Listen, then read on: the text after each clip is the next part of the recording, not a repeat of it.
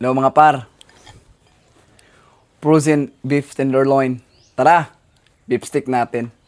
Nakalimutan kong ilabas sa freezer kanina. Mainit na tubig lang katapat niyan. Lagay na tayo ng konting mantika. Par, itry natin magluto ng... Uy! Uy! Aw! Tinamad na kasi akong hiwain yung karne mga par. So matapos ang ilang minuto mga par, naghiwalay din sila. So ngayon pwede na natin gisahin yung bawang. Tutustahin lang natin siya par. Hanggang sa mag-brown yung beef natin. So pwede na tayo magtimpla mga par. Garlic powder.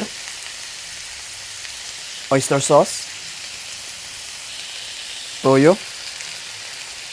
Sugar. Calamansi. Konting suka.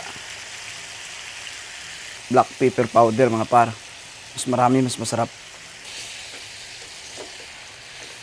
Ngayon maglalagay tayo ng tubig. Natimplahan na natin mga par. Ngayon tatakpan natin hanggang sa lumamot yung karne. Kapag weekdays mga par, nagko-content ako na sa mga alas 5 na ng hapon pagabi na yan. Kasi yung uwian namin galing trabaho, 4:30 yung labas namin. Tapos bumabiyahe pa ako.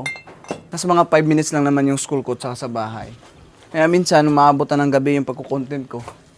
Minsan pag talagang late na, hindi na ako nagko-content. Lagyan na natin yung puting sibuyas mga par.